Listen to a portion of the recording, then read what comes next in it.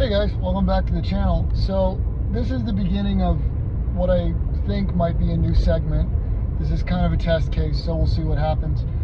And I guess we'll call this something like Philosophy Dad Driving. I spend a lot of time driving. I drive my kids to school, I drive to work, I drive home from work. Right now I'm driving to pick up my kids from an extracurricular after school activity.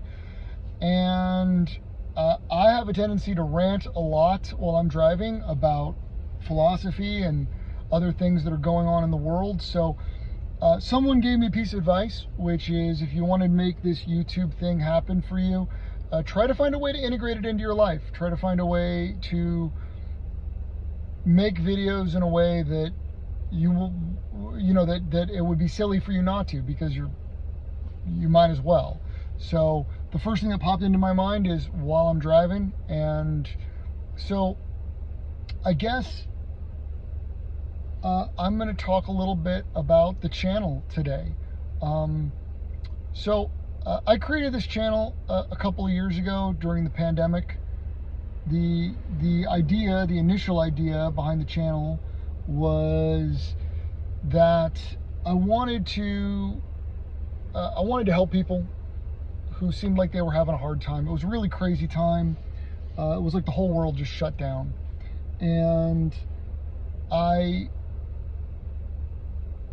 we were all kind of thrown back on our own resources. It's really strange, you go about your life in the world, and you think you have a pretty good beat on things, right? Like you think you know what you're about,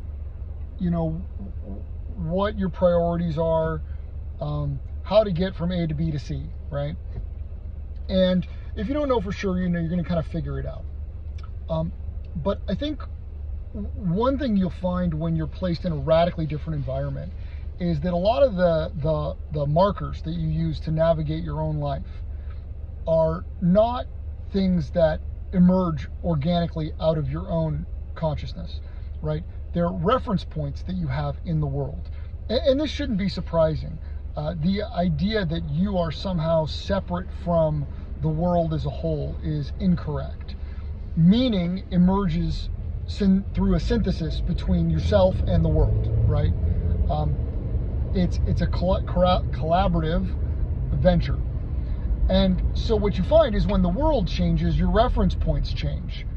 And one thing I noticed a lot in myself and in others is, in the early stages of the pandemic, it's been a couple of years now, so I don't know if everyone can remember. Maybe you blocked it out. But in the early stages of the pandemic, there was this sense, I think, that people had where they just didn't know what to do. They were struck by this immense anxiety. The German word angst comes to mind. This gripping angst. What do I do? Where do I go? What's happening? All of the normal markers we use to navigate the world just sort of fell away from us. People couldn't go outside, or if they did, there was no one else there. Most places you would go were closed down. If you had the misfortune of living in a place where they really shut down everything, you might even have to wait in line to go to the grocery store. And suddenly you found yourself in a very alien environment. And it wasn't just that you were like, okay, well, how do I navigate this new alien landscape? It was like, I don't even know who I am anymore without the rest of the world and how I fit into the rest of the world. I'm always trying to navigate who I am based on where everything else is. And that sort of collapsed. And you have to fall back on yourself and your own internal sense of self, your own internal sense of right and wrong. And I think this was quite challenging for a lot of people. So I grabbed onto Stoicism, because Stoicism is, if you can't control anything else in the world, the one thing you can't control is yourself and your reactions to things. And Stoicism is the philosophy of self-control. And I had recently come off of a long self-education process on Stoicism, so I had a lot of material to go off of. And it got some views. People liked it. And so I kept going with it for a while. And I sort of finished my my series on Stoicism. I worked through all the material that I had, and I really wasn't sure what to do next. Part of me wanted to press on and kind of try to go deeper, and part of that pressing on led me to look at our political situation, because I really felt that the situation that had befallen us was really much more a product of politics than it was a product of viral biology or epidemiology, right? Science can tell us facts about the world, but it can't tell us what to do about those facts, right? That's a matter of choice, human ingenuity, human choice, human decisions. And so the result, the situation we found ourselves in was political. But man, that's rough stuff. I mean, you get into politics, there's tons of pressure for you to pick sides, and you know, no matter what you pick on any given issue, you're going to find that half the people are pissed off you said one thing, half the people are pissed off you said the other thing. And also, I'm not a philosophy professor. I'm not a political pundit. I don't work for a think tank. I'm an engineer. I'm a dad. I'm the primary wage earner for my family, and so I made a couple videos that I thought I would post, and the whole project just kind of fell apart. So, but it stuck with me. You know, I wanted to come back to YouTube, and I think the main reason I wanted to come back to YouTube is I'm one of those people that has to talk to think, and working through ideas and forcing myself to gather my thoughts together and put them in a format that might be useful for someone else really helped me to refine what I thought about things. And also, it was a lot of fun. And frankly, I would rather be doing this than trying to figure out why, someone can't connect to a server in a data center somewhere. This is a lot more fun. I love philosophy. I've always been interested in philosophy. And I guess I'm a philosopher by temperament, philosophu, right? Sophie, lover of wisdom. And so, anyway, that was really the genesis for the channel. And now I'd like to start it again. I'd like to start it up again, and I'd like to start talking to you guys again. And I'd like to start providing some value to the world, hopefully. So, an idea I've been playing with, and I've been doing some writing on this, is this idea of Western civilization in a state of crisis.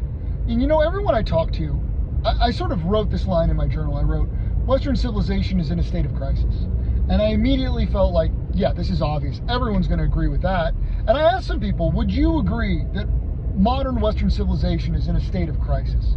And everyone would kind of go, ooh, yeah, I'm kind of worried about what you're going to say after this, but yes, I'm going to agree. And isn't that funny? Isn't it strange how, the pandemic is over, at least apparently. When you go out in most places in America today, I happen to be driving down the street right now in my city, and stores are open, people are driving, Christmas decorations are up because we've got the holiday season coming up. People are talking about their plans for Thanksgiving, where they're going to go, what they're going to have for dinner. It certainly doesn't seem like we're in a state of crisis. But if you talk to people about our civilization as a whole, our country, the world, Western civilization, they'll start sharing a great deal of anxiety that they have about the current state of things. And I think this is really fascinating. What are we to make of this? Are we all delusional? Have we lost our minds? Did the pandemic do something to us? I don't think it did. And I don't think we're delusional. I think our sense on this is correct. But maybe not in the way that we usually mean the term crisis. Let's ask the question. What even is a crisis? And how is it that we have one, that we are in one?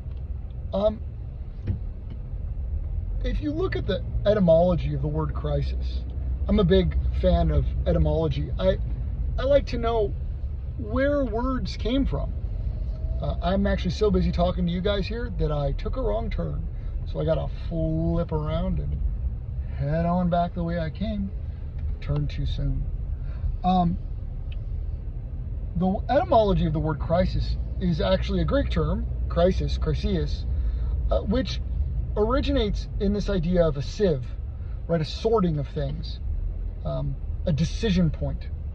And it entered the Latinate lexicon, and from there, languages like ours, English, from its use in medical terminology. A crisis was the point of a disease when the patient either overcame the disease, the fever turned, and they began to get better, or they got worse, meaning they probably weren't going to make it. So there's a sense of urgency to a crisis, a matter of life and death, and also a decision point. A crisis is not necessarily the feeling of intense angst. You might have that feeling, anxiety, angst, or whatever, worry. But a crisis is being thrust into a life or death decision. I think there is also a sense about crisis where one, a decision point. Does the modern world call upon us to make a decision point right now? I mean, we're called to make decisions all the time in our world. I just made a bad one. I turned before I was supposed to turn.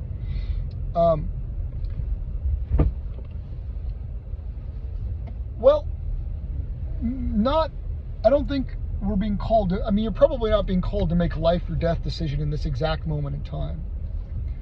There's also a sense of urgency, a feeling that one has to make a decision. And lastly, that it's important. It may not be life and death, but it has significant implications.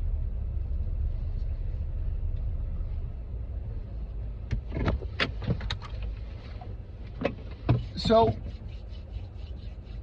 I think when we talk about the modern world being in a state of crisis, what we mean is that we feel a sense that we are being called to make a decision, that we are being called to make a judgment about something important, about something significant. And I think the source of our angst, of our anxiety, is a philosophical angst, is a philosophical anxiety. I think we feel that the bedrock question of what constitutes our civilization, of where the borders are, the boundaries, is currently up for grabs. I'm going to have to go a little off book here and extrapolate.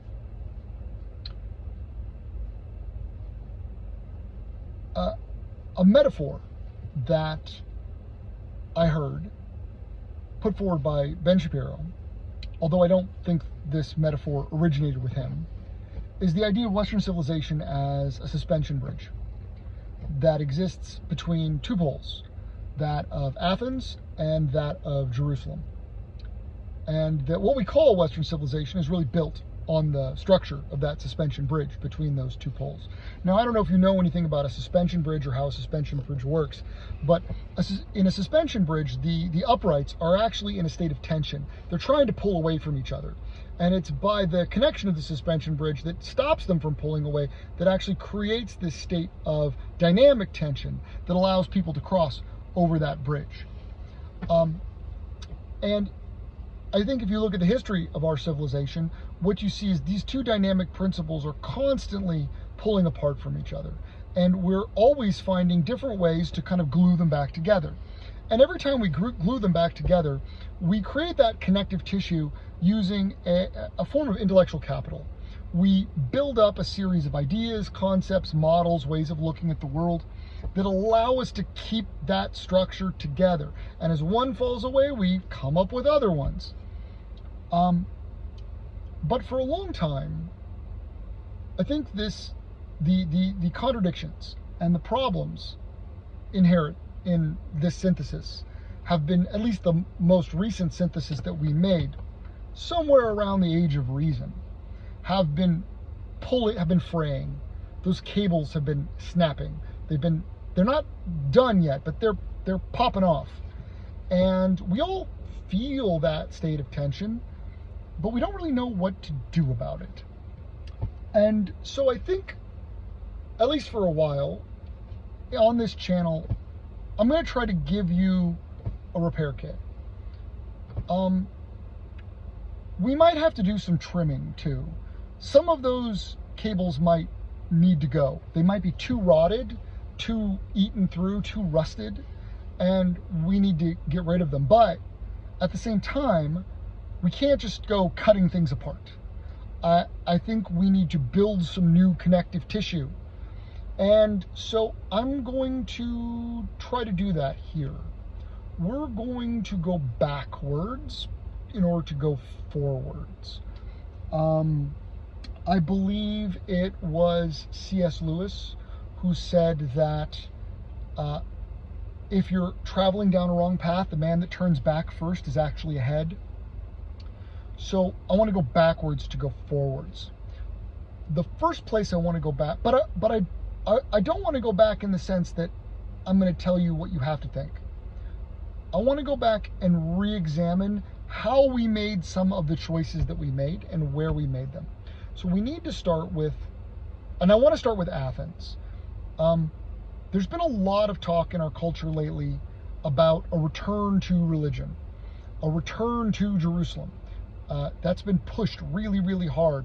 And we need to do that. We need to re-examine that. But I don't hear as much about a return to Athens. So that's where I think maybe I can be the most use. And I want to start by taking us actually back before the advent of philosophy. So that will be our next video, hopefully not in a car, but I will continue to do this series of talking to you while I drive, just because I'm here anyway, and why not? So I'll see you in the next one. Okay, take care.